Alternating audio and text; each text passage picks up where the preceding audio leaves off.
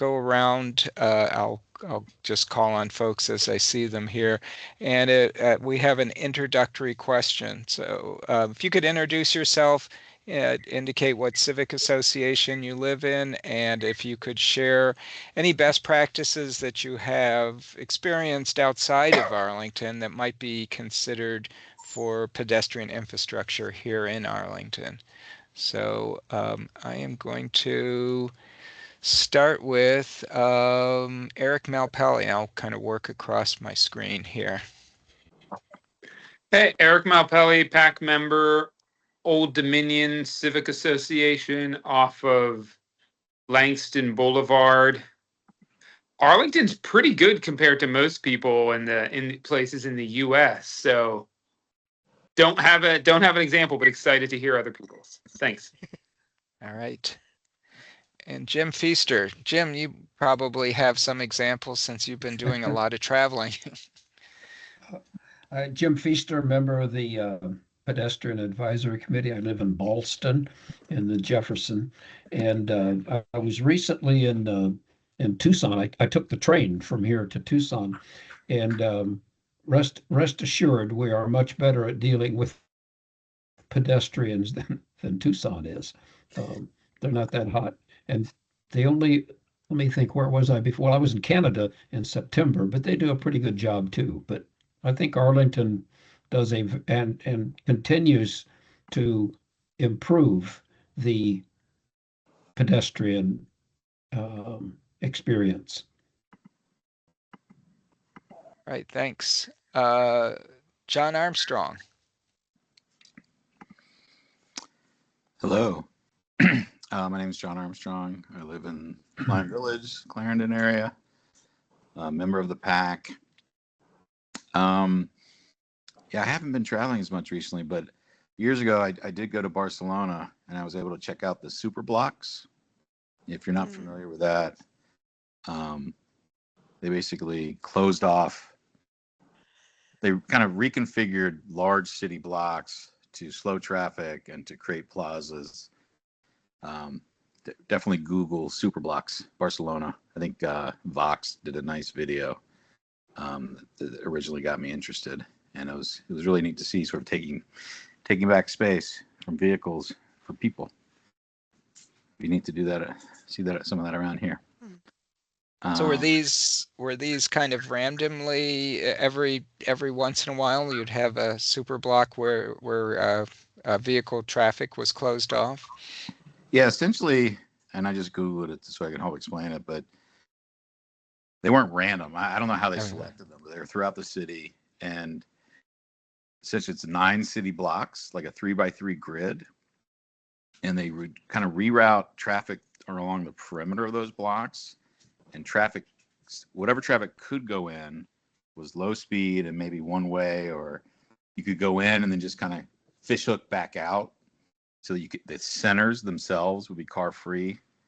And like, some might have a playground for children. Others could be just a plaza, just different uses of the space. But really interesting. And on YouTube, there's a video. If you Google Barcelona's super blocks, you'll see a nice video explaining them. Thanks. Did they have businesses within, or were they mainly neighborhood? I think they did. I think they did businesses. I remember seeing a school in one. So they didn't. These are existing blocks. From whenever they were kind of built sort of modern Barcelona in the 1800s, when they kind of created their grid. And if I recall, I remember seeing a school inside one. So, I mean, they were existing blocks. They had businesses. They had everyday uses in there, but they just reconfigured how cars could either pass through them or kind of reducing them from passing through them and creating these fish hooks. So if you needed to get in, you could, but you'd have to sort of go right back out. You couldn't just drive through. And you could go, if you were just passing through the area, you would go around this sort of 3x3 area. Fascinating. Wow. Thank you. Mm-hmm. Appreciate that. Don Bennett. Yeah, Don Bennett from Barcroft. Um, I travel a good bit, but I really can't say that I've seen anything other than be careful about bicycles in Europe, but nothing in particular for pedestrians. All right, thanks. Pam Van Hine. Hi, Pam Van Hine, recording secretary for the PAC, Aurora Highlands. I haven't been traveling much lately, so I can't really report on too much. I'm impressed with a lot of that's happening in DC. I think they've done great work with their bike lanes, and I'm very impressed that almost every block in downtown is no turn on red. I thought, yes, that's wonderful. I'm so tired of being run over by people turning right on red without paying attention to pedestrians that are there trying to cross the other way. I'm also just so impressed with things in my neighborhood, especially what Amazon has been doing. I forgot what the question was. I thought it was going to be about snow removal, and I was going to really push how Amazon does this amazing job with snow removal. But they do an amazing job with everything, you know, creating this very green space and parks and very wide sidewalks along Eads, and they're wonderful benches and they're lit. There's lots of different places you can sit as well as just walk along. And I'm just so impressed with what they do. They're wonderful neighbors, and I'm glad that they're here. Thank you. Thank you. And then our guests, Carrie and Alejandro. You can go as. Yeah, so Alejandro, I live right here in South Arlington, around I think Alcova Heights is the neighborhood, right by Second Street by TJ and all that. And I really can't think of traveling and like pedestrian infrastructure. I would say, You've done a lot of traveling too. yeah, but infrastructure wise, I will say like out here we do have pretty good system. Like I would agree with DC. A lot of the bike lanes, it's much more improvement. But I'd just say like maybe just across like I don't know. It'd be tough because there are certain things. Mhm. What would you say, Karen? Yeah, so I actually live in more like Cherrydale. I guess it would be considered Cherrydale. But yeah, I mean, I think Arlington's really great. I'm trying to think of like I've been to some places that have like some amazing bike lanes and like bike routes and everything. But Arlington is definitely up there, so Like Amsterdam had pretty good like Amsterdam they had pretty is good. the One of comparison. But that- Barcelona, you're right. Like what you said, John, has a great like setup for like pedestrian friendly, like more easy living. I was actually out there this summer. Yeah, these super blocks look really cool. Very good. Is there anything, normally we do leave some space for public comment. Is there anything you would like to say as far as coming here, coming to this meeting for the first time, as far as what you might be looking for? Not really, like besides just learning more about kind of what is being done. I mean, I grew up in Arlington and like I'm curious to see what these conversations are about because I have never been to one of these before. But what about you? So I was just more as like a pedestrian, like kind of just more interested in hearing the discussions, just because like I have like experienced some bad things as a pedestrian, like especially around the Glebe corridor, like when you're going south.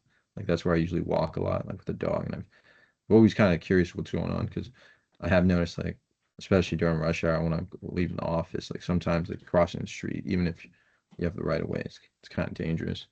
But just yeah, more to hear. especially and I drive basically from north to South Arlington to visit him, and just seeing the difference between north to south is kind of interesting. I feel like North Arlington often gets a lot of the just nicer setup, and then it seems like it kind of shifts when you get to South Arlington. Thanks. Appreciate Yeah, no problem. appreciate the feedback. I believe Ambar came on. Ambar, we are talking about, well, introduce yourself, tell us what civic association you're in, and also if you could share best practices from outside of Arlington that it might be considered something for us to consider here. Hey, I'm Umber. I am in the Clarendon courthouse area. And then you said best practices outside of Arlington. Right. I would say what I've seen be effective in pedestrian infrastructure has been raised crosswalks. They create a good environment for pedestrians to have a continuous network, slow down cars, and create like a visual and a physical, like an experience for slowing down everyone. Yeah, that's probably the main one. All right, thank you so much. And it looks like Dave Early is just came on as well. Dave, did you get the introductory question, or would you like me to go over that? That would be helpful. I know it's best practices of some regard. Best practices outside of Arlington. Actually, if you could introduce yourself, your civic association, and then tell us about any best practices you've seen outside of Arlington that could be considered for pedestrian infrastructure here in Arlington. Great, thank you. Yeah, Dave Early, I'm the liaison from the Park and Rec Commission. I live in the Donaldson Run Civic Association, just across the street from Lee Heights Shops on Langston Boulevard. And let's see, this summer I was in Vancouver, Canada, and they had a fantastic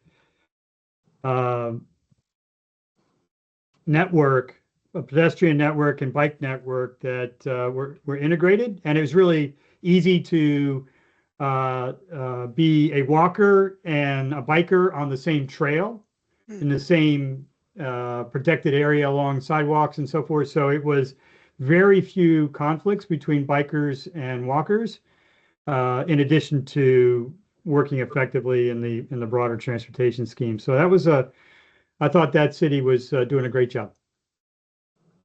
Just to follow up on what you said, how did they separate the conflicts? Was there any different designations on the pavement, or? Yeah, so there were, yes, there were definitely designations where you had walk figures and biking figures, and they were also directional areas. So you knew, hey, if you're a biker going in this direction, really use that side of the, so you could put two bikes on a path if the biker knew that there were going to be bikes coming in the other direction, which allowed room for the walkers to have their two lanes as well. Yeah, so it was definitely well marked, both on the ground and with occasional signs. Thank you. Appreciate that. Well, I guess I'll introduce myself again. I'm Eric Goodman. I'm the acting chair right now of the Pedestrian Advisory Committee, and also liaison to the Bicycle Advisory Committee, and also on the Arlington Complete Streets Commission. And I live in the Bluemont area. And as far as, I'm going to mention two, I guess, infrastructure items. One that Tom Corns, maybe Tom will join us here, but one that Tom Corns had mentioned a while back that he'd like to see. I think he mentioned that he saw it in New Hampshire years ago, but in a crosswalk, what there was, I guess, a statement kind of in front of you before you stepped into the crosswalk that said "Stop, Look, Wave," and it was a way to kind of get people to stop, kind of look around, so they were aware of what was happening in front of them, especially with people with cell phones these days, and then also to make eye contact and wave to the driver. So he was at one point trying to get a kind of an experimental crosswalk set up like that. I think we used some temporary paint at one point to do that, but I think that would be good. It kind of makes I guess the roadway a little friendlier, a little more fun. So that was what he had seen.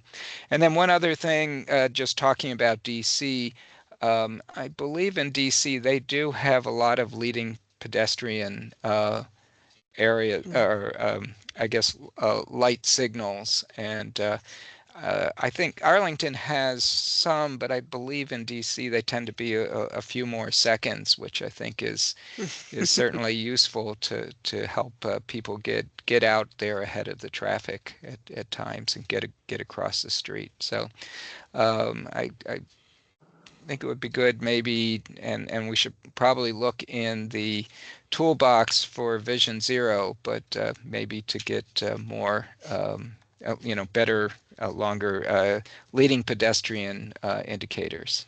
So, all right, I see a couple of hands are up. So, Don? Yeah, first.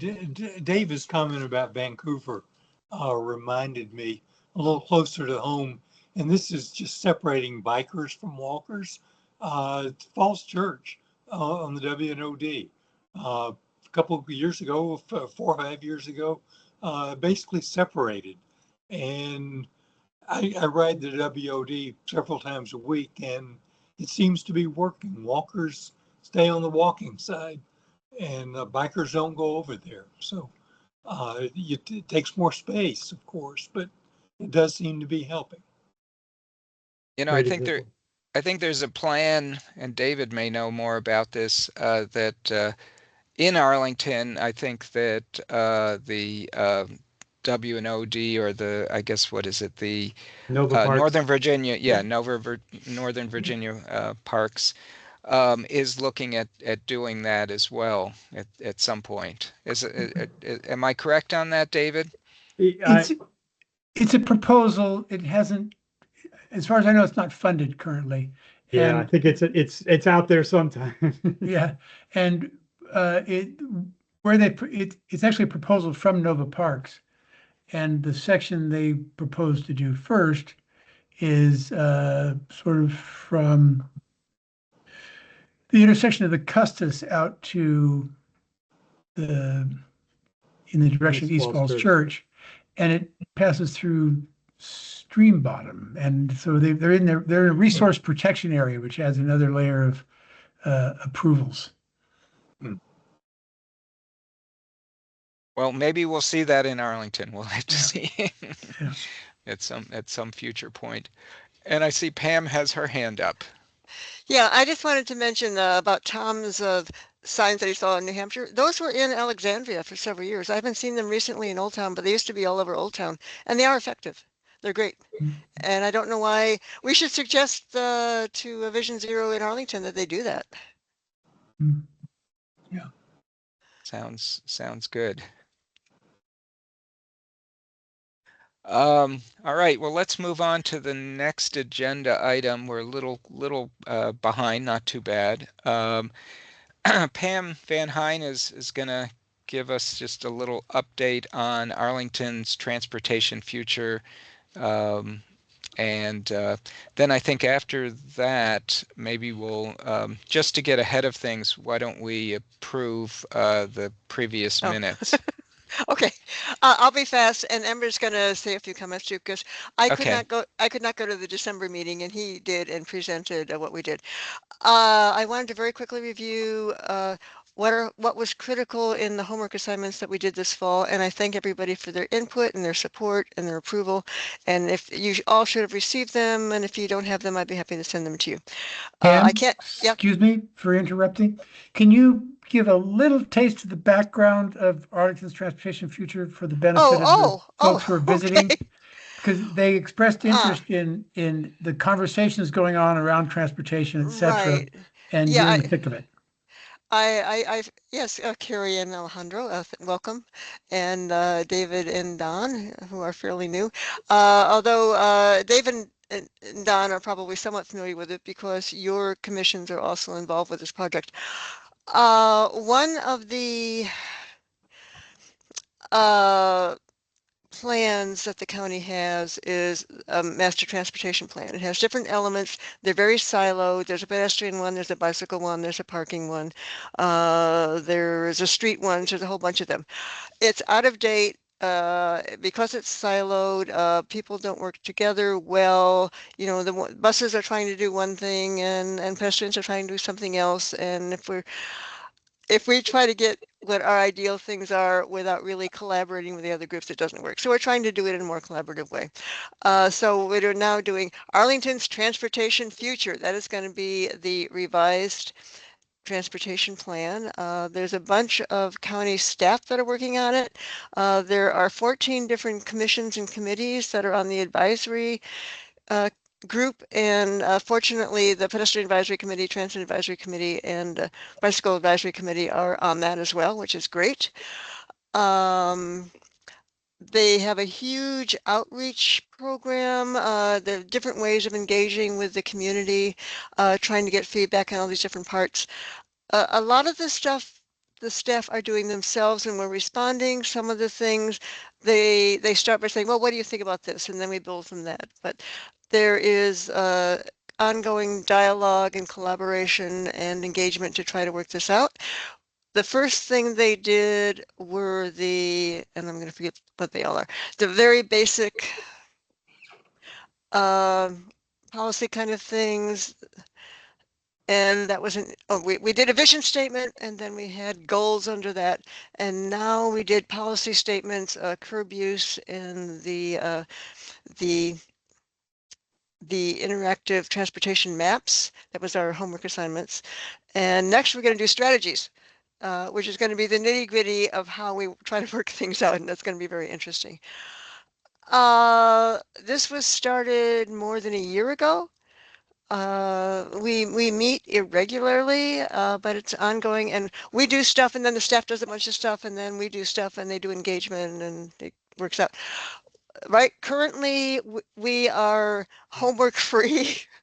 The staff are consolidating, evaluating, figuring out what all these engagements were from this fall, whether it was the advisory group or all these other different engagements they have. So the next meeting that we're having is February 4th, and staff will present what they have found. I don't know whether we are going to be able to give feedback on that or not. If we can, I will let you know and what the deadlines are. But after that is done, we will move on to strategies. And that's going to be a huge amount of work. And that's probably going to be starting in March. And they haven't set a meeting date yet. So, but what I wanted to highlight from what we did this fall, for the modal priority network maps, we had two main issues. One was that we thought more destinations needed to be added to the maps, specifically for seniors. They put all the schools in there, which is very nice. They put some other things in there, but they didn't put in hospitals and healthcare centers and senior centers and senior housing. And a lot of our senior population relies on transit. And if you don't know where if the proposed major buses, and they're very generic, are going to be going to places where you need to go. If you don't know where those places are on the map, it's really hard to figure out. So we hope they will add some more. Our other concern is, as you know, which is a good thing, pedestrians are number one. We are the priority in the networks, in the modal networks. But we are concerned and what's going to happen with drivers and how that's going to work out. We're concerned that a lot of drivers are going to, when the major corridors are redeveloped, and it's going to take years and years and years and years, drivers are going to start trying to find shortcuts through the neighborhoods, and that's going to make the neighborhoods less safe. So those were two of our concerns with that. For the policies, our number 1 and 2 policies are safety and equity. And if pedestrians don't have a safe and equitable, accessible environment, it doesn't matter what else is there. It's not going to work for us. We suggested 2 more policies from the existing pedestrian element. Complete the walkway network, which we think really is really important if they're going to do this. And the other thing is to ensure that other sidewalk components do not limit the needed sidewalk pedestrian clear zone. Okay, so if we're a pedestrian priority and they are going to give us the room, the safety, the accessibility, everything that we need on the sidewalk clear zones in these upcoming quarters, that is going to compete with what other groups want to do with sidewalk space. And there's a difference between the clear zone pedestrian zone, which is where we get to walk, hopefully with no impediments, and the entire sidewalk zone, which can include landscaping, utilities, benches, cafe zones, shy zones by the building. But my understanding is that when they start working on corridors, we will be promised good pedestrian clear zones. So the implications for that, for the curb space, which was the last thing, that a lot of the suggestions for the curb spaces are things that people are used to seeing on the pedestrian side of the curbs, whether it's trees and benches and bioswales and all kinds of things. But if indeed the county is working on a corridor and is creating a safe, comprehensive, accessible pedestrian space for us, some of these things that people might want to put on these sidewalk side are going to have to go on the curb side. And that happens. That happens in Arlington already. We do bioswales in the streets. We do trees in the streets. A lot of times we don't have a choice. When they were redoing major sidewalks by Barcroft, it's a huge wide sidewalk, but there's no room for trees. There's just no room to do it. But I believe that they're planning on putting some trees in the street by Barcroft, which would be good. So that's an issue that we're going to have to deal with moving forward. So those are the things that I wanted to prioritize. And Amber, if you have a few words to say about what you heard at the meeting, I would appreciate it. And thank you very much. Yeah. Thank you, Pam. Thanks, Thank Pam. So in the last meeting, staff covered what the last engagement was and provided a number of updates around that engagement and the feedback that they received from the broader community. So for example, they shared that they had, I believe, like 2,500 interactions. And overall, they shared graphs around the responses for the policies, curb spaces, everything that Pam was talking about. It was generally supportive. I think one thing that was interesting from that output was that across the different building types or area types, like they had high density, low density, that a few different groupings of like, what is your top priority for curb space? The broad engagement response was that across all types, people access, which is to facilitate the movement of people across the curb. So that's bus stops, passenger loading zones, and bike share stations were some examples of those. So I thought that was top across all of them. I thought that was interesting. Some things out of that meeting were that there was a sort of a desire for more specificity into the policies, and the strategies would try to achieve that.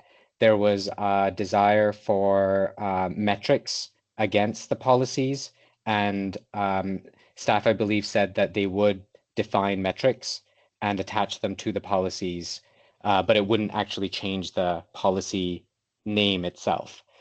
There was some discussion about what routine weather events were, and staff said that that was meant to be more comprehensive than some of the examples that were stated in some of the engagements. There was a big group there that provided feedback. And there was sort of a desire, or I'm not gonna share like everyone's feedback because I have like a 3-page document that I sent with my summary to Pam, but high level, it was there's still some areas within the priority networks that are disconnected, especially across 395 and Glebe. There's a need for slowing down cars. And actually, before I continue, I want to say, by and large, everyone was supportive of the direction that the group was going. I think there was a very broad consensus about the sort of feedback that we gave. There was consensus with all the different groups. I think there was like 8 to 10 different groups in that meeting. So that was actually very good. So I'm just going to call out some of the things that people called out as like things where there's room for improvement, but like 90%, I would say there was, you know, directional alignment. So other things was, you know, talking about, for example, the need for, like, one group was talking about the need for pedestrianization of areas and how there might be, and I think this was used as an example of like general pushback for new things or new things like pedestrianization, but then areas that have done it in the world, it becomes very popular. So things like that about like we should be willing to take risks or so-called risks. There should be we should make sure that there is alignment between departments in Arlington to make sure that, you know, if one group, i.e. the group that is managing the transportation plan, is saying something, that all other parts of Arlington government are aligned, such as the fire department. And overall, just like a slight more shift towards people-focused language. And also around the idea that just if you make pedestrians like the number one priority without active strategies to make that happen, pedestrians are very vulnerable. So yeah, that's sort of the high level. So I think it was a very interesting meeting, and I think, you know, staff really took that very well and will come back with updated plans. Thank you, Amber. Yes, Good. thanks for the update. Appreciate it. And you know, our homework and everybody else's homework is on the advisory group website. I can send the link out, and I'm sure Amber would be happy to share his notes with anyone who wants them. They're great notes. Thank you for doing that. All right. Any questions? No. With that, why don't we do the minutes? Okay. Since we have enough folks here to Yes, thank you. approve them. Right. Okay, I move that we approve the Pedestrian Advisory Committee virtual meeting minutes from December 10th. Second? Second. Any discussion? Nope. I did send these out, I think, a few days ago. All in favor, I don't know, I hope that's not me. All in favor say aye. Aye. Aye. Any against approving them? All right, they passed. Good, we're done. All right. Thanks. Thank you so much, Pam. Considering I wasn't at the meeting. Well, thank you for taking the information and pulling it all together. Very much appreciated. So happy to do it. All right. Let's move on to the next item on our agenda, which is really just an open discussion. Somebody does have an open microphone that is giving a little bit of feedback. Okay. All right. Thanks. Anyway, let's talk about sort of brainstorm about guest speakers and items to sort of put on our calendar for the next year. This is something actually that the Bicycle Advisory Committee just did, and David's colleague Elwin Gonzalez actually worked with the Bicycle Advisory Committee, and they've already come up with a tentative calendar for the year. And so I think it would be a good idea to kind of just put it out there what folks would like to see in terms of having speakers throughout the year, and then we can potentially coordinate a couple meetings with the Bicycle Advisory Committee, and also maybe at least have one meeting with the Transit Committee as well. So at least thinking of those, looking out over the next year. I had already put a couple things together, just that are in the agenda, to have someone from transportation engineering and operations come to speak to us. They have done that usually once a year, and actually this past year we had a walking meeting, which was really good around Gateway Park, and so I'd like to see a walking meeting this year. I think it would be good, at least in my mind. Also have Vision Zero come at least once to kind of give us an update on different things they're working on. They are very good at informing us with like a monthly update, but often when they come, they have a lot more to tell us about things that they're doing. So that would be appreciated. And then at least, if possible, get someone from Parks to come and kind of talk about upcoming projects, or maybe even highlight a project. And then we've had someone, it's been a while, but I think I'm not even sure if he's still there. There was a person named Kevin Treacle who is with the public schools, and was their kind of safe routes to school transportation person. And I believe the last time he's talked to us, it's been over a year, so it might not be a bad idea for that. So I'm throwing those out there, but I'd like to get other people's thoughts. So I see a couple hands up already. So I will start with David Early. Great. Eric, on the park side, one idea might be there is the natural surface trail study, which is reaching a point where the county is coming forward with recommendations. And there's another engagement opportunity in the winter of 2026, according to the project website. So it might be an opportunity to engage directly on a project, and the planner's name is Ryan Delaney, who's managing that project.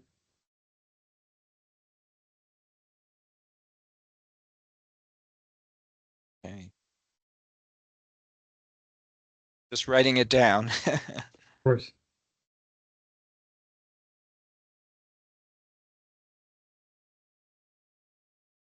All right, let's see who else is up next. I got John Armstrong. John, you may be muted. Yeah, Eric, I think the things that you mentioned were things that I had started to note. So I do love the walking tours. If we can somehow incorporate maybe one in the spring, one in the fall when the weather's nice and got some sunlight, definitely recommend that. I agree. Hearing from Christine or someone from Vision Zero to understand kind of what are the things that they're actually implementing. I always find that very interesting to see what sort of treatments, what's in their toolbox, and because they're doing a lot and we don't see it all, obviously. One of the things when I joined the committee, having some new folks on the call tonight, I loved how much I was learning, and so I've looking back, I learned a lot from not just the committee itself and the expertise, but we would hear from different people in the county. So I don't know their exact titles, but hearing from a project manager who's fixing an intersection and like all that goes into that in terms of the improvements for the pedestrian, the safety for drivers, bicyclists, the transformation of different intersections in different places in the county, some of the big projects we would hear from those folks, or just hearing from staff. Maybe Dan Neighbors he's always great. Hearing kind of like a pedestrian 101 from him, or maybe something that he's working on that he thinks we would be interested in. What else? Kind of more of that, like hearing from those experts that we have throughout the county. I guess one idea, it'd be interesting to hear from somebody in the county or from one of the commissions, like, I don't know if it's planning, but about what are the existing sort of guidelines that the county, when I'm involved in an SPRC, I find that from a pedestrian point of view, the county, they're on top of it. Like, I don't feel like I have to raise my hand and argue and fight. Like, sort of the status quo for new buildings in the Orange Line corridor, and I'm assuming over in Crystal City as well, and Pentagon City or National Landing. Kind of the standards that are the expectations for pedestrian infrastructure for the built environment outside of buildings is pretty high. You're curious, maybe hearing from an expert from the county, like what are Arlington's sort of standards when it comes to that infrastructure, that sort of the baseline. Because I work out in Fairfax and it's a lot different out there. And so we're starting from two different points, and we're lucky in Arlington, but kind of what are those guidelines that when a developer comes in, that they understand that the county expects 16-foot sidewalks or whatever, things like that. Just more learning opportunities. Anyway, Thanks. I'll shut up and let somebody else Yeah. go. Some of it may go back to the pedestrian element of the master transportation plan, which is being changed. But I think often I've heard that reference does go back to that master transportation plan, the older one. Next up is Pam. Hi, and thank you, John, for your comments. I'm always struggling with SPRCs to make the sidewalks wider, so I'm glad that you're not having problems with it. And a lot of it is what's in the pedestrian element, which is a little skimpy, but also a lot of the sector plans, the Crystal City sector plan, Pentagon City sector plan, Roslyn. A lot of the corridors have their own sector plan with fairly specific guidelines for those things, and that's where a lot of the things are tracked. Okay, thank you for your list, Eric. It was great. We need to add the legislation meeting in September with the PAC, which we always meet with the PAC for that because they meet on Labor Day and they can't meet on Labor Day. I personally would like to get John Lawler and talk more about sidewalks, whether the sidewalk condition things and what's going on with the robots versus the other ways of doing it and how all that is working. And so that's high on my list. Do we need to do things on budgets, whether it's the CIP or the regular budget? As I send out, the county is now looking for your input on the budget this year, which is going to be tough. And we sometimes have sent in general budget letters. We usually do something with the CIP. And the county manager used to have meetings with representatives from the committees and commissions, and I don't know that he's done that in the last couple of years. Are you aware of that, David or Don or Eric? And those were actually fairly productive. Yeah, I have not heard of anything recently for Yeah. us. Right. But we have in the past. That is true. Yeah. But we should decide if we want to do anything as a committee with the budget stuff. Well, It's hard. it may be good to get as you said, I'm not sure when that is an engagement as well. I'm not, so that's certainly we can get folks to participate in, but we may want to Right. get some feedback from folks that go through that, and then maybe come up with potentially at the next meeting, come up with a list of priorities. I know one of the things, the letter really didn't talk about the budget per se as much as, how do we balance the budget? So what goes and what should be in, and what is going to be a benefit. And certainly walking and sidewalks are a huge benefit. So it's something that we really need to push back and toot our horn on. Right, especially if the county is saying pedestrian priority. Yeah, absolutely. And you know, I agree. Everyone should complete their own comments, and then we should pull them together and see if anything makes sense. That's great. Great idea, Eric. Thank you. Thank you. Eric Malpelli is up next. Hi, I liked your emphasis on having another, at least one in-person gathering. You know, the field trips. I know we've done them out to Roslyn and one out near the aquatic center. I get a lot out of those. You know, seeing things in person, the things we talk about in abstract. So I think on the theme that other people have mentioned, it's a good one on just sort of like learning is really important, and also just a chance to like meet and see everyone in person. I think that's good for sort of group cohesiveness as well. So maybe even aim for two, you know, a spring one when the weather's nice and a fall one when the weather's nice and people are around. Thanks. Thank you. And Jim Feaster is up. I would emphasize what Eric just said, Eric Malpelli just said. I agree. Secondly, I would also agree with the query about the county managers meeting with committees, the heads of committees and commissions.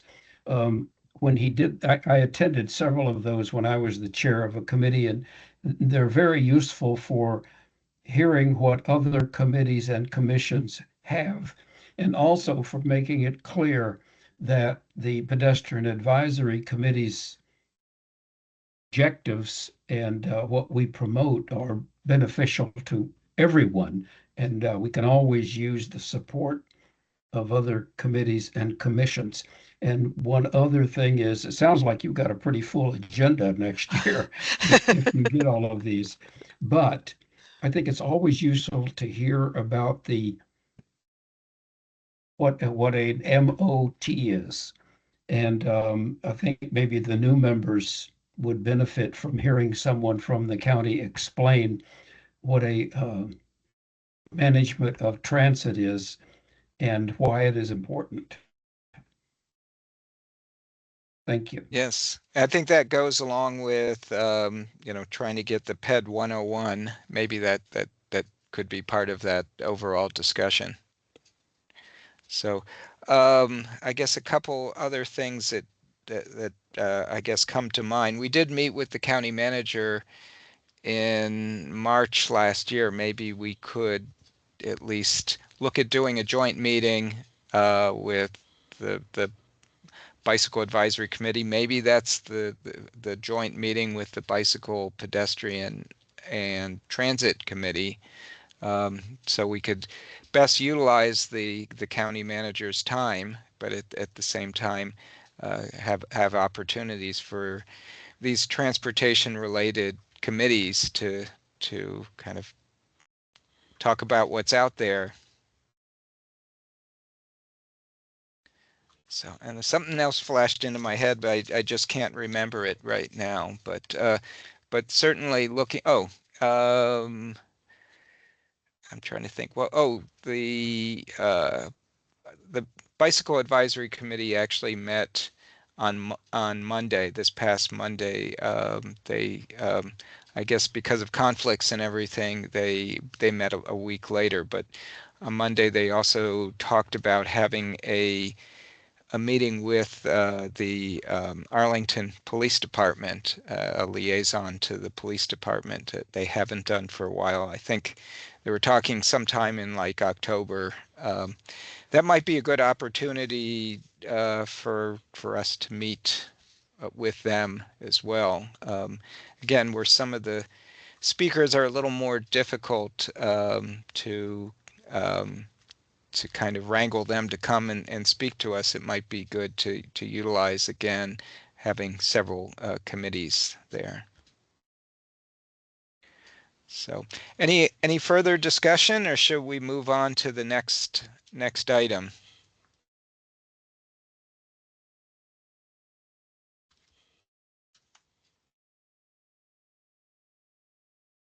I guess I'll move on to the next item here. Okay. Okay. Next thing is really to discuss and this is going to be very brief. Just I've been in this position as an acting chair. I was, I guess, prior to that, the vice chair until our chair left, and that's been at least a year, maybe close to 2 years, and as an acting position. So I think I would like to open up the opportunity for elections to have a new chair and a new vice chair for our committee. So I again, I think there's a lot of good, talented people who come to our meetings here, and I'd like to give them the opportunity to kind of set the agenda, and even take from what we just talked about here.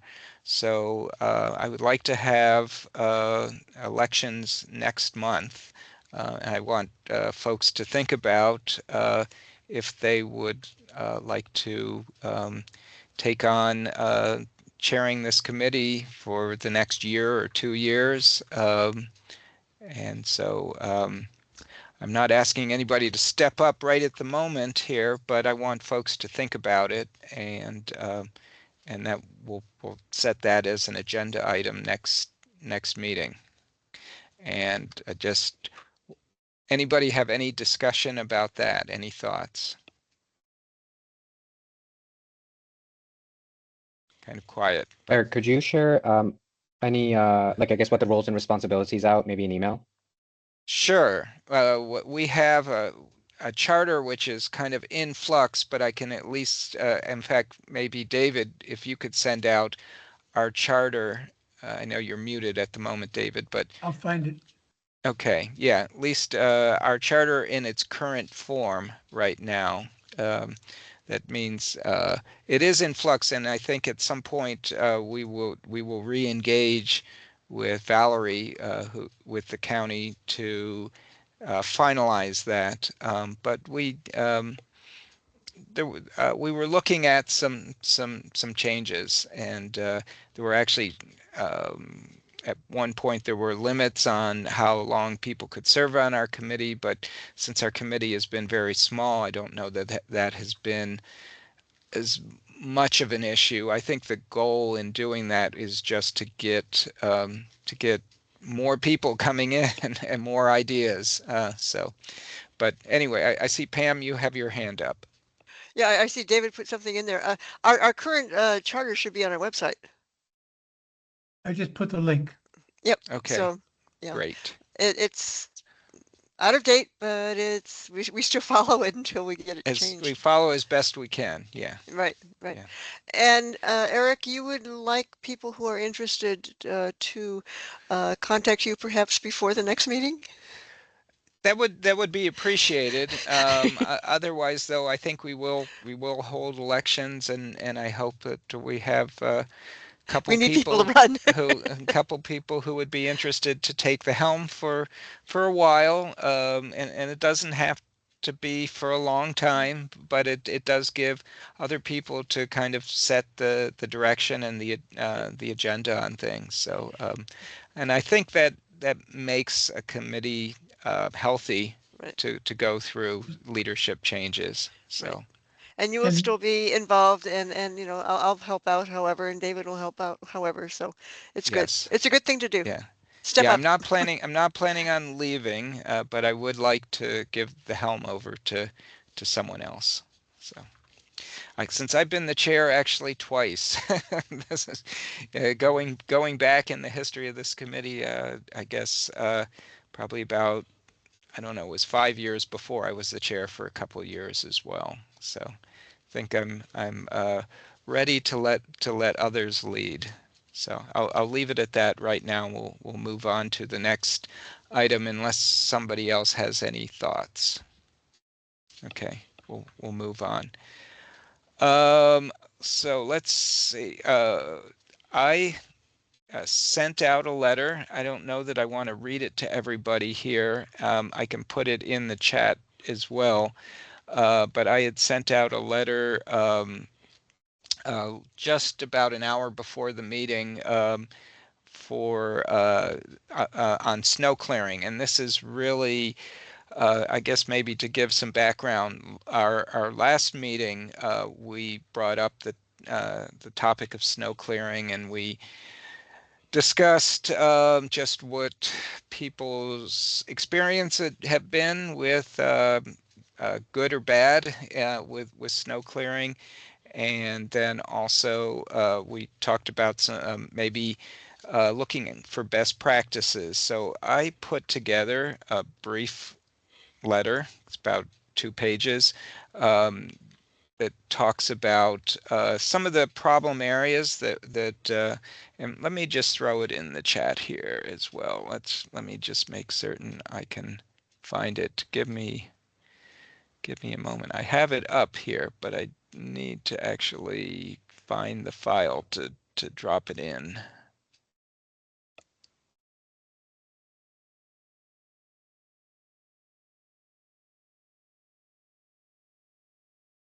It's a great draft, Eric. Thank you. Thank you. Appreciate it. Okay, let me see. I think I can pull it here. Let's see. Can I actually drop it in? I am not sure how to get that to do that. Let's see. See if it allows me to paste it in here.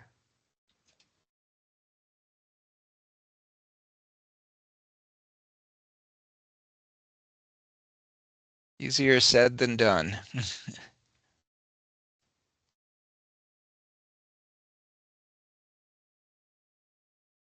That's Can you someone. share your screen instead? I can do that. I can do that. Give me just a moment. It's not that long a letter, so you can just print out things. No. I just need to find it now. I just moved it when I was. Okay, give me just a sec here. I'm gonna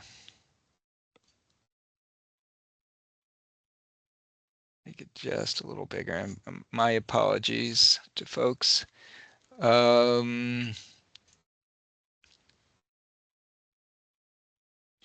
right, let me see let me know when that's up. I'll make it even a little larger. It's up. It's up. All right, and is it readable from your screens or phones Yes. or wherever? Okay, Yes. good. All Thank right. you. All right. I don't know that I want to read the entire thing to you. I guess I can summarize it. Basically, we're talking about specific areas where during the last I would say large snowfall that we had last year, back in January of last year, not far from this time. I think it was maybe a few days one way or another. We had a decent snow. Wasn't a huge snow. I think it may have been about 4 or 5 inches, but it got very cold, and that snow, wherever it got piled, it stuck around for a long time. And in some places, and I can at least note that in one place it was there for 20 days on top of a curb ramp, or the end of a curb ramp where that made that block inaccessible. Um, so I'm really writing to the county manager talking about curb ramps, pedestrian median refuges, and trails, and then also sidewalks on overpasses and adjacent park areas where snow falls, and then it sits there, or it gets trampled on in areas that aren't cleared, and then it becomes problems. And these are areas outside the snow ordinance. So we're really writing to the county manager and saying that this is where the most vulnerable, have trouble getting to some of the basic things like schools and parks, and I'm sorry, schools and transit. And so we want to ensure that they are able to move freely along our pedestrian corridors. So I also pointed a little bit to our meeting that we had last March with the county manager, where he actually, well, we raised that, and it was one of the items I think that was listed to talk about, and he actually mentioned a few things which I sort of refer back on about educating plow drivers, and also about our, I guess, our curb ramps and other things like that, and then also maybe updating our county maps. And so I note here that we'd like to work with staff to address these issues. And then I pulled in some best practices. We talk about training folks, plow drivers, on how to avoid putting snow into the curb cuts and sidewalks. I guess there are ways that you can turn your plow. You can either, instead of angling it, you can move it forward, and you can push snow forward and minimize the amount of snow that goes to the side, and push those into areas where you want the snow to sit, as opposed to in the curb cuts. So there are some things like that to talk about. Another thing is talk about smaller snow plows following larger ones that kind of clean up behind the larger snow plows, which is a best practice used in some places. And one reference I saw was to Hoboken, New Jersey. And then also just establishing pedestrian priority routes and locations. I don't know that there actually is something out there. There is certainly priorities for trails. There's the requirements to comply with the county ordinance, but there aren't sort of these priority areas that I'm aware of. And David, please correct me if I'm wrong. And you're muted at the moment, sorry. There are areas, but not routes, I would say. Okay. So that would be something we'd like to work with your colleagues and staff potentially on. And then another best practice. And then also one place in Traverse City, Michigan, they had businesses sponsor a bus stop to sort of clear bus stops where there aren't that aren't adjacent to their property potentially, but maybe nearby, that they could take care of. And then I guess in Pennsylvania and Indiana, they prioritize sidewalks over bridge overpasses. And that's, I guess, the State Department of Transportation does that. So, and then I listed a few areas of best practice. Ohio has a really interesting guide, this toolkit. I encourage folks to go to that website. And then Alta Planning and Tool Design also have some things that they put out about best practices. So I'd like to potentially explore some of those. And then I added in here just some additional things that we brainstormed about last time, about considering organizing volunteers through the bid process, or neighborhoods or civic associations. And I think the question about liability sort of comes up. I think when you put out an ordinance, it's kind of a general thing. If you're asking for volunteers to do certain areas, that may be I guess a liability for the county. I'm not sure. I guess we do have volunteers that clean up parks. In fact, the cleanup this weekend for the parks is being organized by the Walk Arlington, Bike Arlington folks. So maybe that's another thing that we talked about. There are a number, Eric. A lot of jurisdictions have snow buddy or snow hero type programs. I was able to locate a number, including Alexandria and Washington. but many do. They're mostly focused on the residential side, right? 55 plus, 60 plus, 65 over, or handicapped individuals requiring help to do work that may fall under the ordinance. But they're clearing sidewalks and walkways, which definitely, seem to be in public spaces. So I think there may be a pathway through on that one, so to speak. I'll note that. I'll add that to here about, you said that Alexandria has this sort of like a snow buddy program. Is that what you said? Yeah, here, I've got 10 here. I'll drop them in the chat. Okay, great. Just continuing on here, I guess it was mentioned by Ambar about some places in the UK where they add salt and sand boxes. So that might be something that could be added or put out during the worst part of the winter months. And then we talked about adding key pedestrian network items to the snow map, the snow response activity map, and then also potentially have some tracking of where things have been cleared.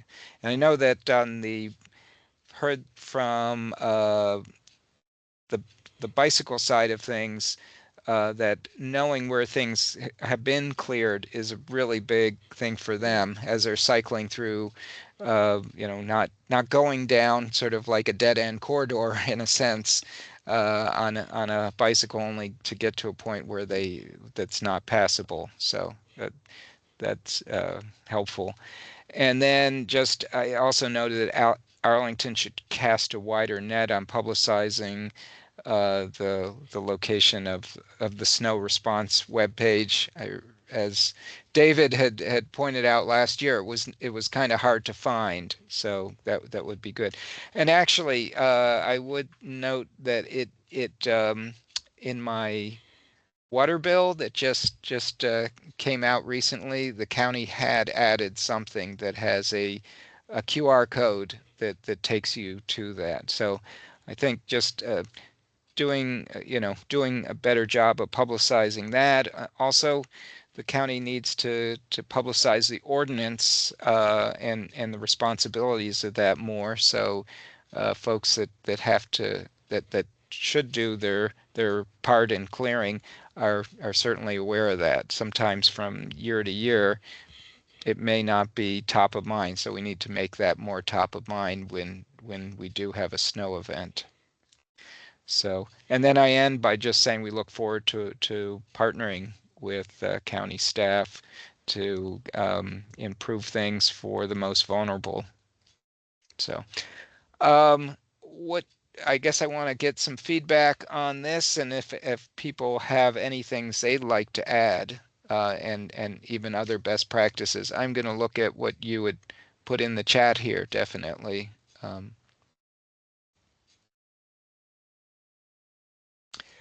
Anything that folks would like to add? Does it just, and I see John, he has his hand up, and Pam. So John first. Yeah, I'm trying to think of how to add this, but I remember these snow issues, they happen and then they go away. We don't get much snow, right? So it's like, so I'm glad we're thinking about this now. But I recall just being really frustrated with the kind of the snow issue form, and I actually just tried to log into it. The form's inactive.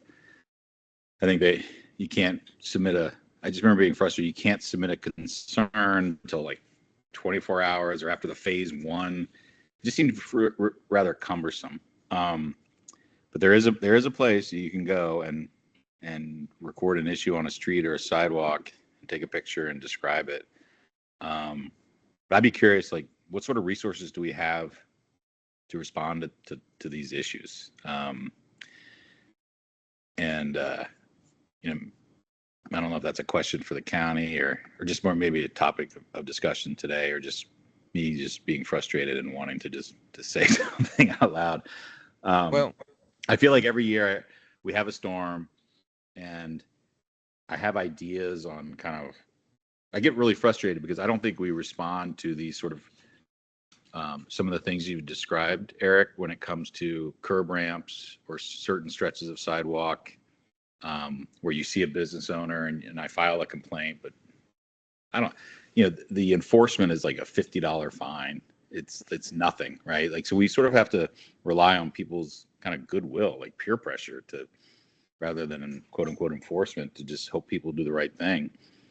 But if there was a way to sort of maybe as a committee that we could collect kind of hot spots, maybe we proactively talk about if we have a snowstorm, let's collect photographs and specific hot spots of issues that we see. There is a best practice, and maybe I should mention this. I kind of mentioned generally to work with county staff, but one thing that I could add to here is there are snow audits. I don't know how much time we as individuals have to kind of walk the county, but maybe doing a snow audit walk, at least with some county staff, maybe starting from metro and transit centers and working outward from there. For me, I think I can just recall feelings of frustration when we have those areas like over on Lee Highway where 66 intersects with Lee Highway. It's kind of no man's land. Like, whose responsibility is the underpass on a state road under a highway? And people, there's no property owner there except for the state, I guess, or and it's just sort of like no response. Like, it's not my problem. Things fall upon deaf ears, but the issue is like we're left with the people walking into the street on busy Lee Highway to go around snow piles that were kind of created by these plows. I don't really have a solution. It's just more venting some frustrations now that I'm thinking about some of the issues that come up.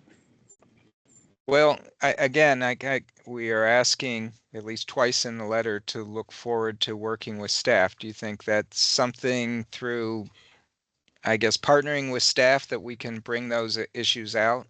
Yeah, I think that would be great. That'd be a good first step. Okay. Sounds good. Thank you. Pam, you have your hand up. Yeah, I did. And I certainly sympathize with John. I think we all do. I had mentioned adding this to the letter, and I don't think I saw it here. And I guess it would be at the end, ensuring that the revised transportation plan addresses this issue, especially dealing with who is actually responsible for doing things. Who is actually responsible for snow removal, because at some point it gets lost.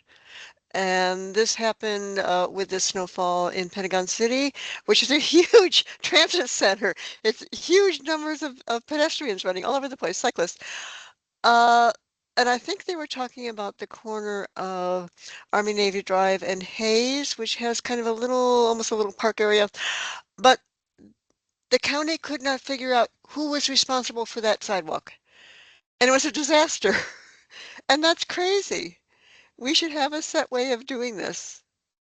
Thought I mentioned responsibilities, because that's certainly, I may have pulled that out. But I want to specifically note that it needs to be addressed in the revised master transportation plan.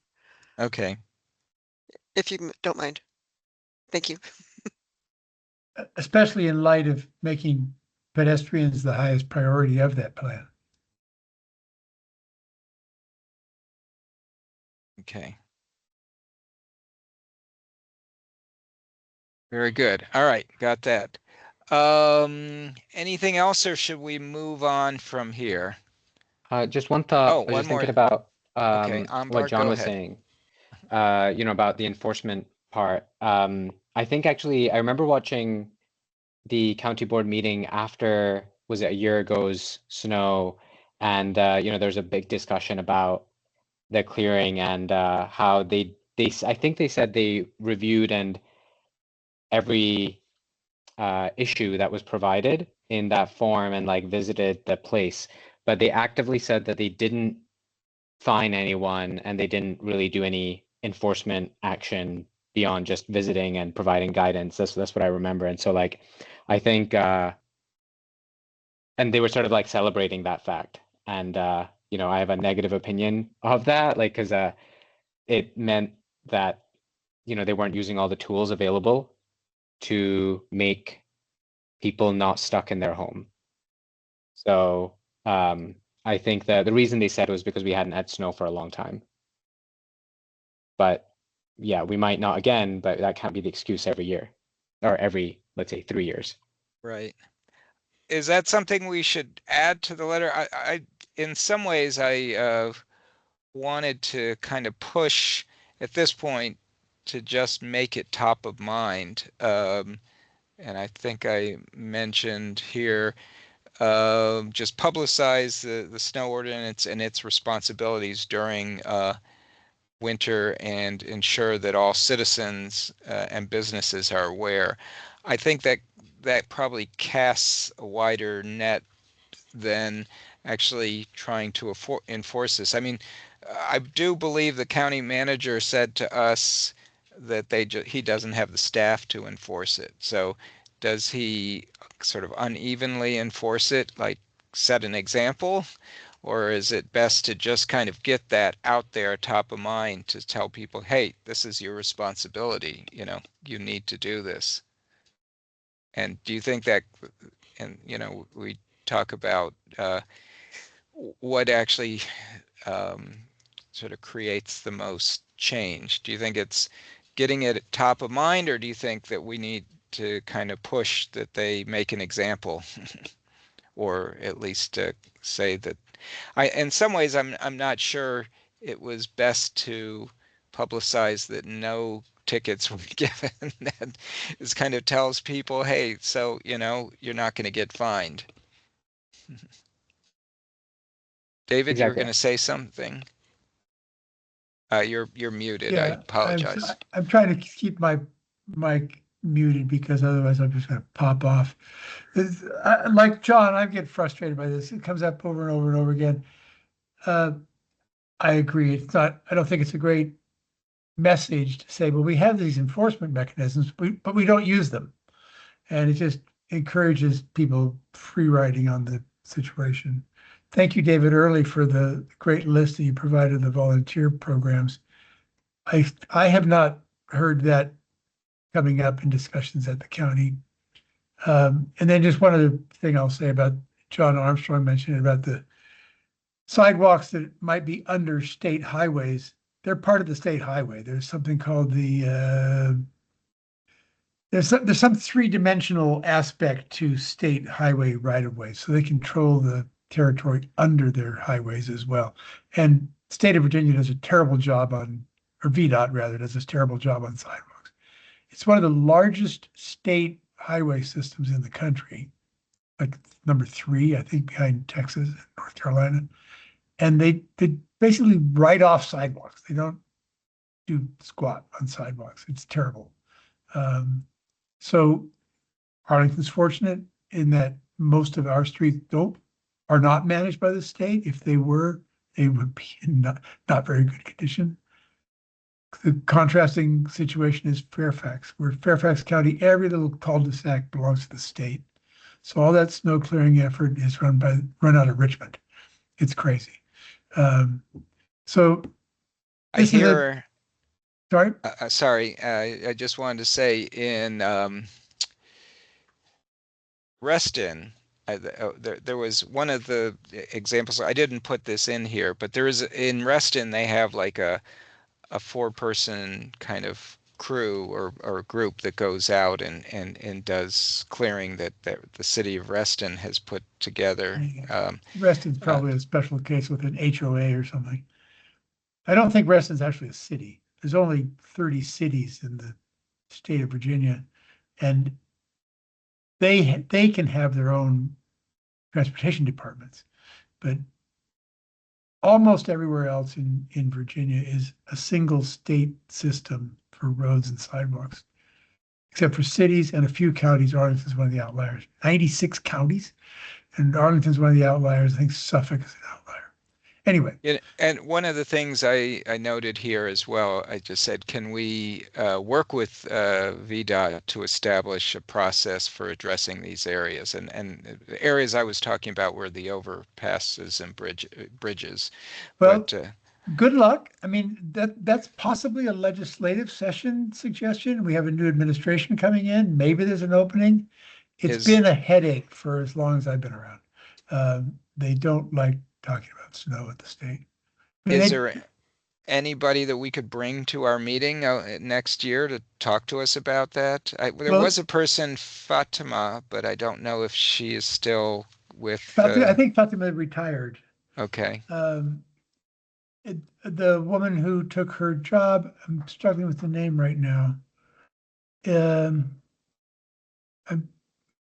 Maybe we could probably get her on a call. We could probably get her on a video meeting. Heidi Mittner. Okay. She's a planner and for Nova District. It's worth a try. I mean, they might have changed their tune.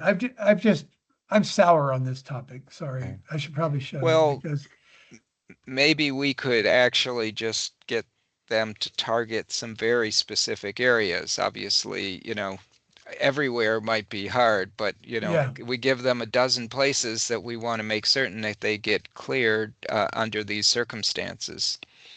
That's a good idea for how to start. Sure. I'm like, okay. Yeah.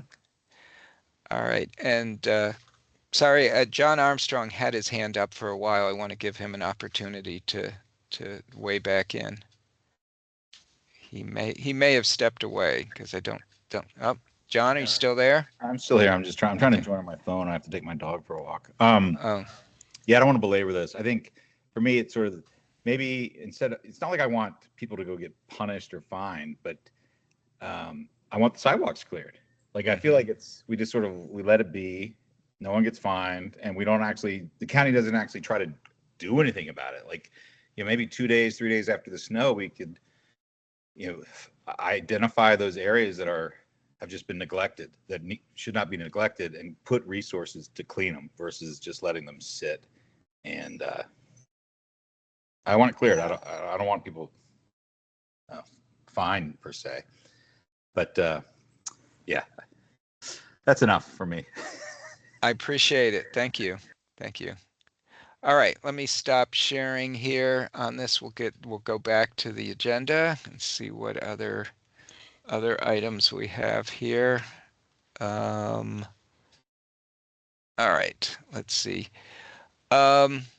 So I was going to talk about engagement opportunities and volunteering.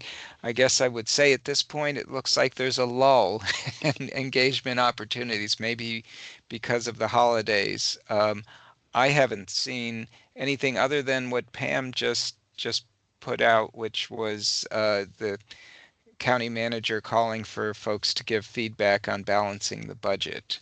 Is anybody else aware of any engagements that are going on at this time? And Pam, I see you have your hand up. Yeah, as I mentioned before, there will be additional public engagement for CC to DCA probably in February, and Andrea and I will track that, and I encourage everybody to go to it. This is just such an important project, and it's such a cool project, and something that the PAC has supported since its very beginning. It's like sliced bread. It's a wonderful thing to do. Walking to the airport. So stay tuned. I'll provide details when they're available. I haven't seen anything posted yet. Have you, David? A date has not been set yet. No. And it'll be Kyle Kling has been doing the project, and he does a pretty good job. And usually there's a bunch of people there that you want to talk to, like maybe somebody with the VRE station, and David will be there, and Kyle Kling will be leading it, and people with the airport. It's a very short project, but it involves so many different agencies. It's the airport, it's the railroad, it's VRE, Park Service. Yeah, it's really complicated, but it's coming together. And it's got funding, so it's great. So the engagement, it will be one of these things where there's an engagement period with some online feedback forms and an open house as well. Right, right. That's my understanding. Oh, and FYI, the Crystal and Pentagon City group at their meeting in December, which I also missed, had a good presentation about a good update with Kyle Kling. I can send the link to that if you wanted some background information on it. And I think it's fairly current.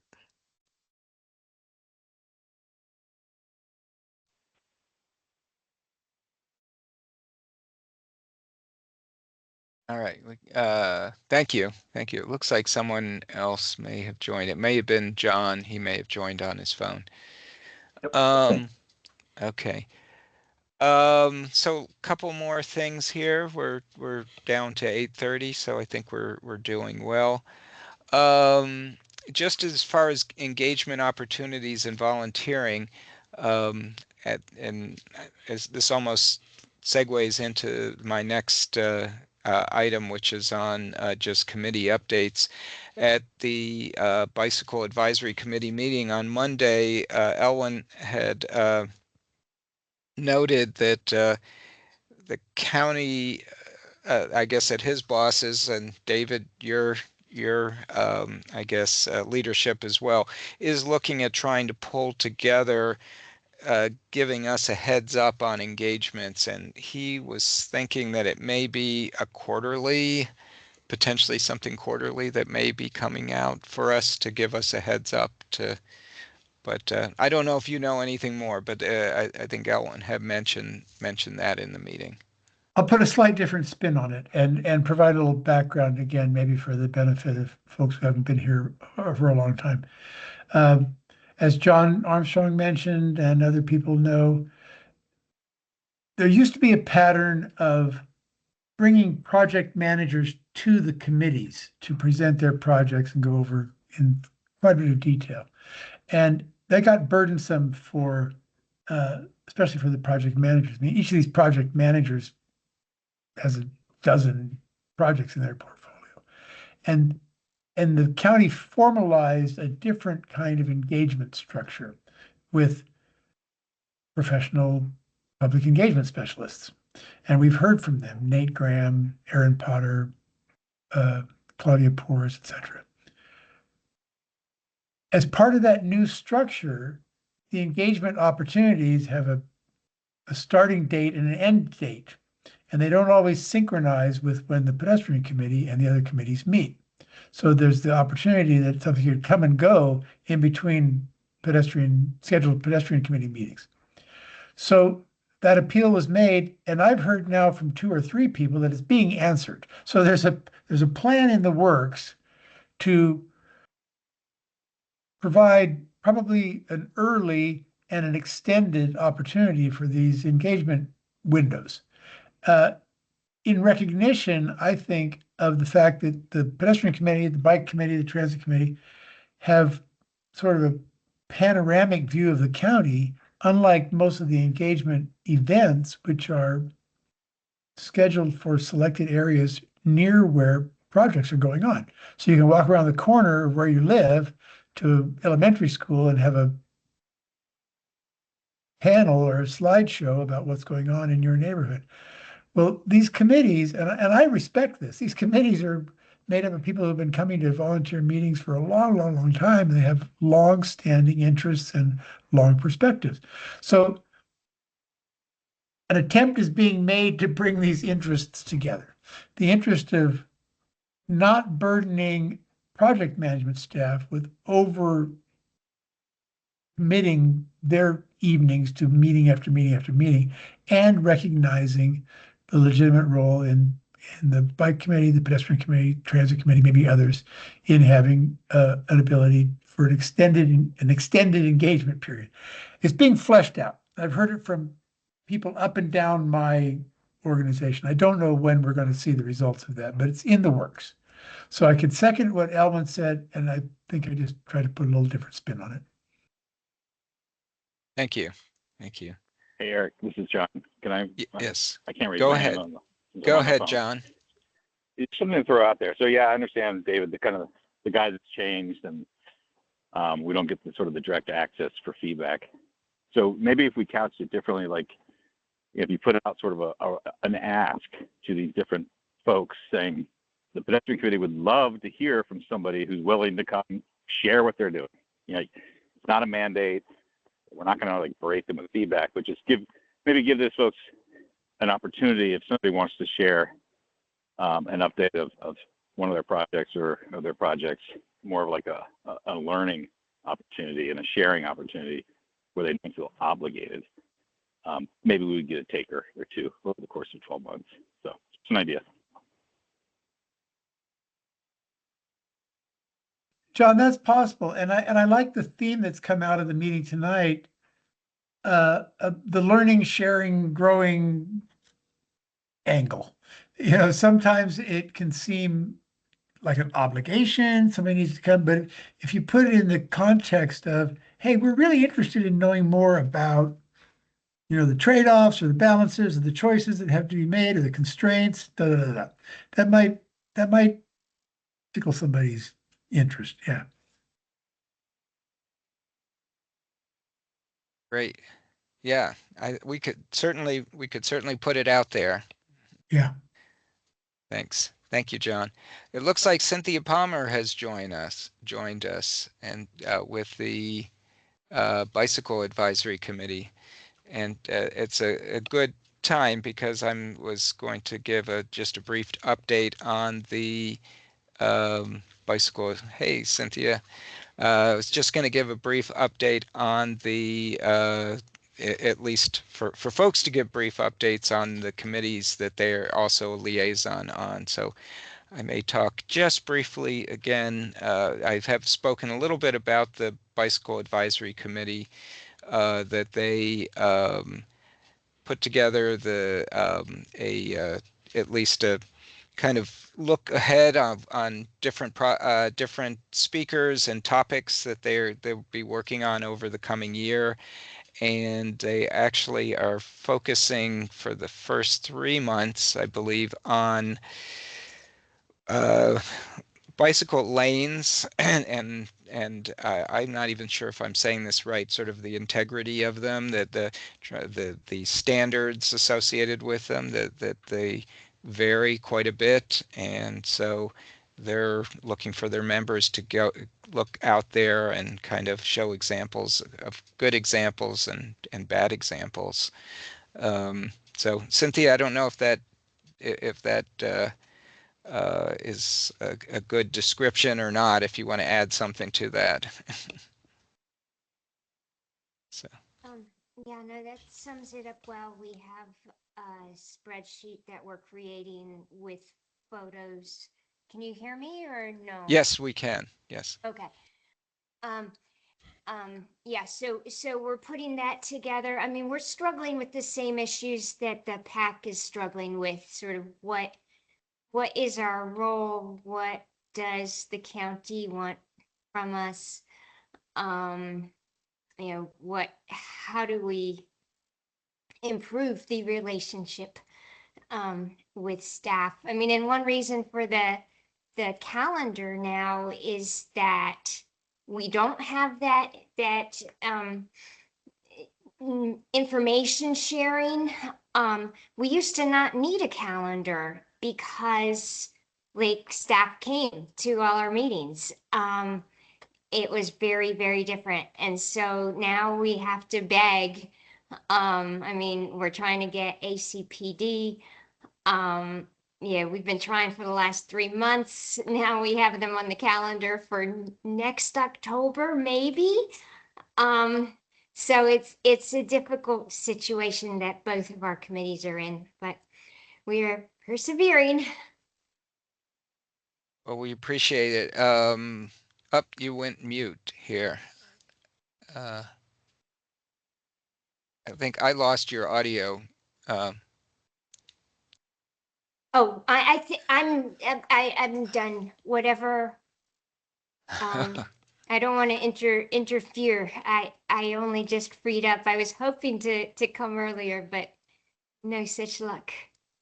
Well, thanks for joining us. And we're recording everything, so you can also review. We talked about have talked about snow clearing, and I have a letter that I have at least a draft letter that I put together, and so I'm going to revise it a little bit, hopefully get approvals from folks on this, and we'll send that to you as well.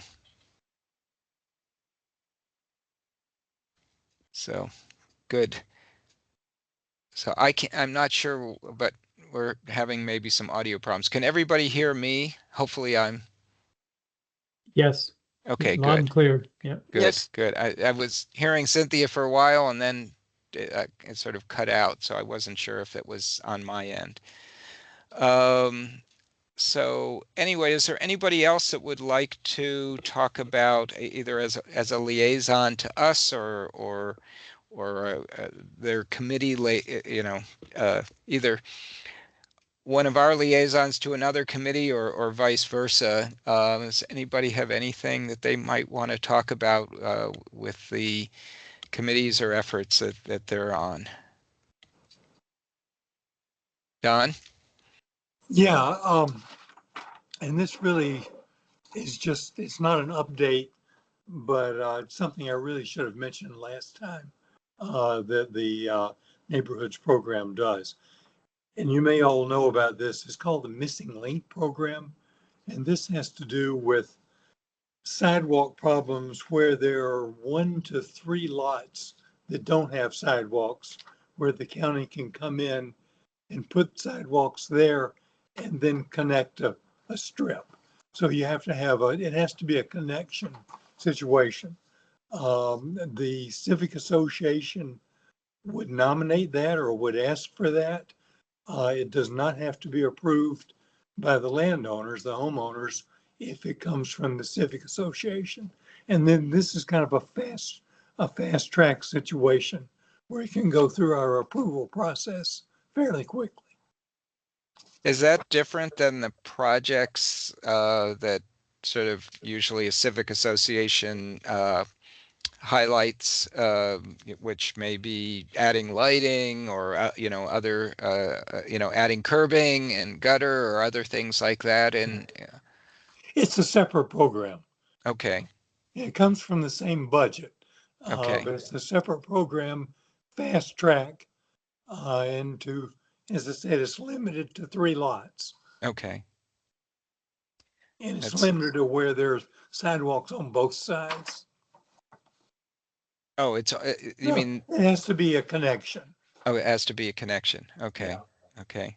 Yeah, it's being on the Neighborhood Complete Streets Commission. I wonder if, in some cases, there could be some synergy, in places where they might have a highly ranked project that might be in an area where you're also looking at doing those small sidewalk sections. Yeah. Well, thank you for sharing that. Appreciate it. Sure. All right. Does anybody else have anything on committee updates? All right. With that, I think we'll move on to county updates. And David, if you have anything you want to tell us, and I believe also I'll mention I think I did mention it before, but there is the MLK Day of Service 4-mile run cleanup, which is coming this weekend. I think don't quote me on this, but I think it's on Saturday at 10 o'clock. Monday. Or is Monday. it Monday? It's okay. It's on Monday. Oh, it's actually on Martin Luther King Day. Okay, Monday at 10 o'clock. Sorry, not Saturday. And Mary DeLau from Walk Arlington sent me a note to say it's actually on the WNOD trail, not the 4-mile run trail. Okay. Probably in very close proximity. The trails parallel each other mostly. Is it in the vicinity of the Columbia Pike? That's right. The meeting there at Columbia Pike and WOD at 10 o'clock on Monday. Okay. Okay. That was one of my updates. Other was relates to a lot of what we talked about earlier. The county manager is now soliciting citizens and residents and committees for help in how should Arlington balance its budget. It's a particularly bad budget year. Commercial real estate revenues are way down, like lowest occupancy rates in a very long time. That affects everything the county spends money on. So we're getting messages as staff about don't buy any new paper clips because really they're trying to reduce expenditures wherever possible. But there are very sophisticated finance and budget people around. So I'm popped the note. There's a website. I popped that note in the chat if anybody wants to have a look at it. They're soliciting ideas. I don't know about restructuring debt or anything like that, but someone might. Pam scooped me on the CC to DCA engagement coming up next month at some point. I'm involved in that project. It's a challenging project, as she mentioned. It'll be great to have a pedestrian access bridge from Crystal City directly to the airport. Complicated ownership structures, going through lots of design suggestions and iterations. So I encourage people to come and weigh in on that. It's a great project and it could use some more voices from people who have a real interest in seeing it get built. And then this has not come up yet in this meeting, but I'm sure it's going to come up in future meetings. The site of the Key Bridge Marriott at Roslyn, the Key Bridge, North Lynn Street, Langston Boulevard has been leveled. The hotel sat empty for a long time. I don't know when it was first built, probably 70s, I'm guessing. Sat empty for a long time. It was demolished, leveled, and the developer's coming around now with a very ambitious plan to develop that site. It's not in the SPRC queue yet. It's still at the level of requiring a special GLUP, which is a general land use plan amendment, update, its own process. They're proposing 6 towers for that site that will have 1,700 residential units. So a place that was a hotel is now going to add 3,000 new residents, maybe. I don't know, a big number, right by Gateway Park, right in that area that we toured several months ago. So this committee is out in front and knew that the pedestrian routes and access points in that area are critical, and this just underscores that. So it's very planny still. There's nothing firm about it. I don't even know who the developer is, but it's going to be a very, very big deal. Imagine 6 20 plus or minus story towers on that site that had the one Marriott hotel on it. Right by the boathouse, right by the Gateway Park, right by the Key Bridge. The bicycle people are fond of calling it the intersection of doom. All of that right there. And Eric Goodman and I spoke on the phone last week about that general area. It's under a STAR study. You all wrote a great letter to report back findings about the STAR study. One of the important issues is the eastbound side of Langston Boulevard there, coming from sort of Ewell Street down to Roslyn, is essentially a freeway exit too. So traffic goes from I-66 freeway speeds to 40 to 30 in no space. So speeding traffic is an issue on that, whatever that hotel is that used to be the furniture store. There's no housing there. So cars travel very, very fast. They're going to be traveling right into a major, dense built up area before long. It's already hotels and stuff, but it's going to be residential as well. So I just wanted to flag that. It's for early days still, but it's going to be a big deal, and people can dig into it. I think there was an RL Now story in the RL Now a day or two ago. I think that's it for me. Thanks. All right, thank you.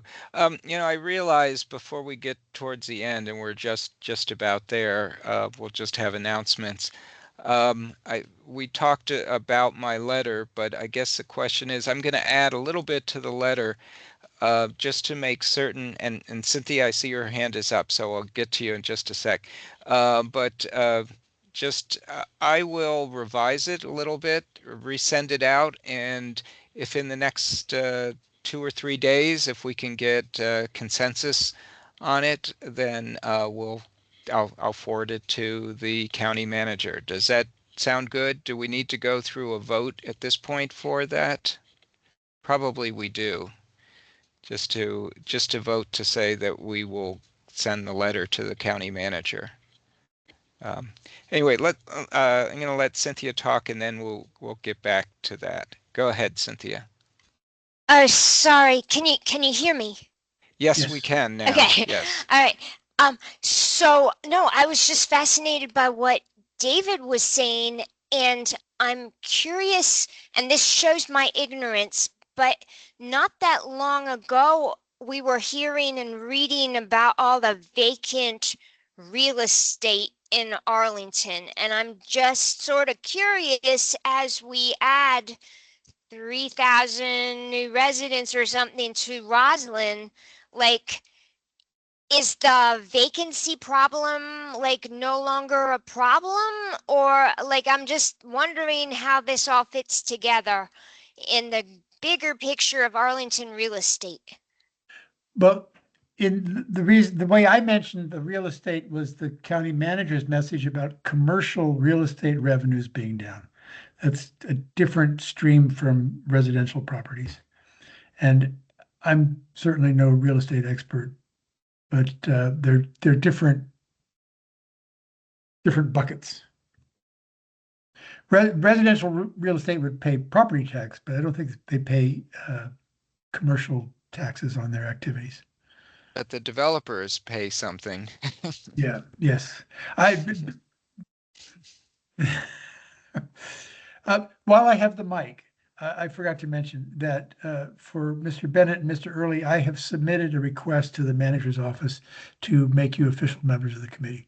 You both expressed interest in that last time, and we welcome you. It's good to have new fresh blood, and so I drafted letters, and they should be able to turn those around pretty quickly. So essentially, could they vote as of now at this point? Are we, it has been approved, right? It's just Yes. The letters need to be formalized. Yes. Okay. With that, let's see if we can just vote on me sending the letter, because I believe we talked about the letter last time, but we never actually had a vote. So I guess I propose to send a letter to the county manager regarding the snow clearing, and does anybody want to second that? A second. Okay, great. Thank you, Don. So let's just do this just to make it easy. Is there anybody who opposes that? If you oppose it, please raise your voice. Otherwise, this would move forward. Any vote of opposition? Okay, then we'll call this a vote if that works for everyone. So, all right. Thank you very much. I will formalize this letter and send it out, and we'll get final votes on approval of the letter. So, all right. And Pam, I see you have your hand up.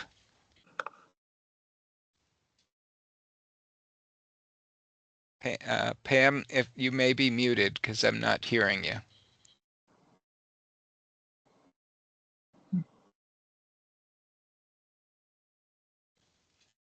All right.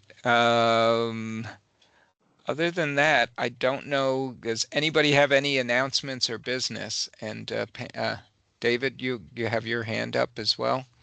Neither announcement nor business, but if there's anything in the chat that you're interested in, you should grab it off the chat, because it's no longer possible to save that as a copy paste, which we used to do in the past.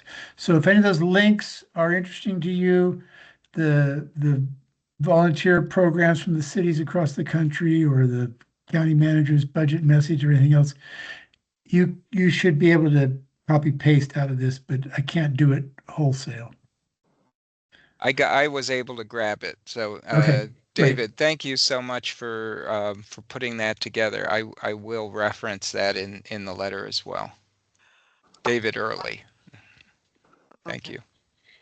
All right, Can you hear me? Pam, Can you're you hear up. me now?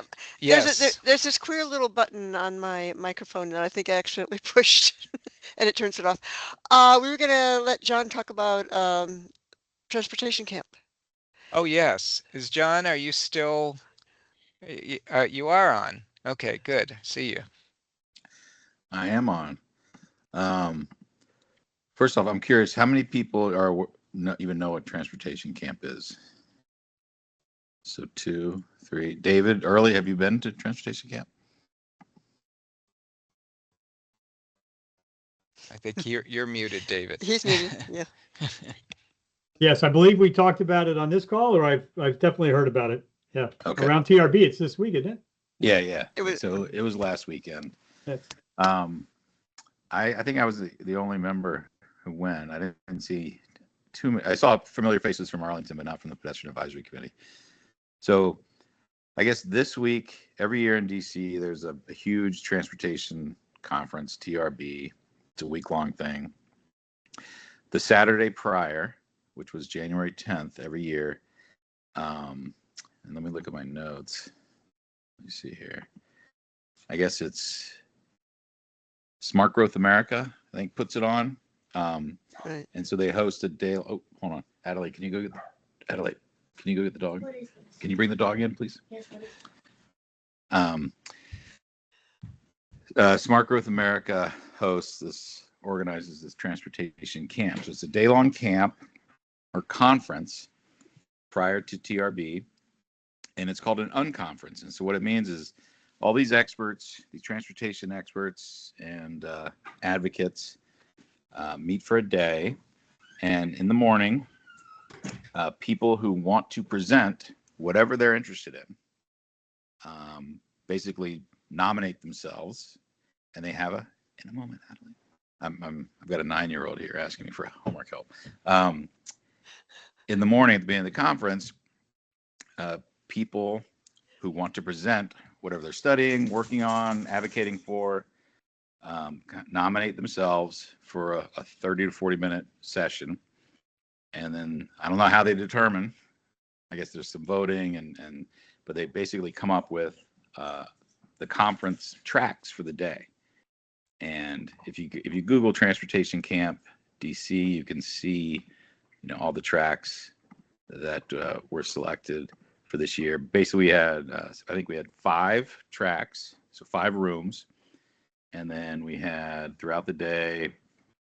We had 10 rooms, and then 1, 2, 3, 4, and then 5 sessions. So we had 50 different presentations, and they range from topics like winning TOD in the DMV, to advocating for great streets, to pedestrianizing public roads, et cetera, et cetera. So you get a wide variety of people in the transportation space presenting on kind of what they're studying, what they work on, and you get to choose, obviously, which rooms to join throughout the day. So it's a great learning experience.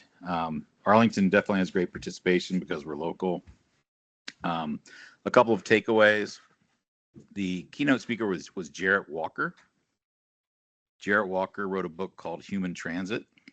Highly recommend the book if you want to learn about transit. It's very easy to read. It's sort of like Transit 101. It talks about how to build networks and kind of all the variables and factors that go into making a successful transportation network, either rail or bus. I learned a ton. I guess he's revamped the book, so if you buy it now, you'll get the latest and greatest. His message was generally around he tries to frame transportation planning as freedom planning. With the current climate in terms of politics and freedom, really emphasizing that when you build good transit, you give people freedom, freedom to move. And so I like that message. That was his theme. Beth Osborne sort of kicked the day off. She's the new president of Smart Growth America. And they gave away books. So they had 3 different books. You got to choose one. And I haven't read them, but I wanted to at least give you the title. So one book was called Overbuilt, The High Cost and Low Rewards of U.S. Highway Construction. That was the book I selected. Another book was If You Want to Win, You've Got to Fight by Carter Lavin, A Guide to Effective Transportation Advocacy. And then the third book that you could choose from was The Unfinished Metropolis, Igniting the City Building Revolution. So I actually decided to buy the 2 books that I didn't take, sort of my transportation camp homework, so to speak. Maybe I'll read them this year. I hope I do. Hold me to it. But if you have any questions, please reach out. I do recommend it next year. Put it on your calendar, first Saturday in January, typically. And this year was held at Catholic University. But Beth Osborne, who hosted the day, indicated she wants to make it bigger. They're trying to find more sponsors. And Pam mentioned a great idea, which I think you should send that to Beth, Pam. Is that they should that's a good idea. Yeah, remind me. Yeah. They should host it at Virginia Tech over at National Landing. That would be awesome. It'd be so convenient for me. Yeah, I'd love to go over there. So that's my report. Thank you. That's of the sessions that you attended. Was there any of the ones where people just come up with them in the unconference sessions? Was there any that sparked some good ideas? One of the last session I went to was somebody from New York, an advocate from just outside New York and from Tarrytown, and he's been advocating for a safer Route 9. If you're familiar with the area, I'm not. But what he did was he took, through his travels in the Netherlands, he took a bunch of photographs of the infrastructure in the Netherlands and used that in his quest to advocate for safer intersections and sidewalks and treatments in his local town, and sort of saying, look at this intersection. It's basically the same as this intersection in the United States, but look how much safer it is. These are the treatments they've done. I thought that was really interesting. And it made me realize that like anybody can present at this event. If you've done some advocacy like that, you want to kind of bring your advocacy to the event and share it with others. I thought that was interesting. And I also enjoyed it. We did sort of a complete streets hands-on workshop where we were given a map of an intersection in, I think, Memphis. And it was just the idea of sort of like being a kid again, take all these cutouts and these different treatments and where would you put them on this map? How would you improve this road? To talk about complete streets and safety and things like that. Sounds like it was really worth going. And last year, I think they paused it. So I'm glad you got a chance to go this year. Thank you. All right, it's 9 o'clock, a little after 9. So David, you could probably stop the recording, and thank you, everyone. I thought this was a very, very good meeting. Very much appreciate everybody's time. Okay. Yes,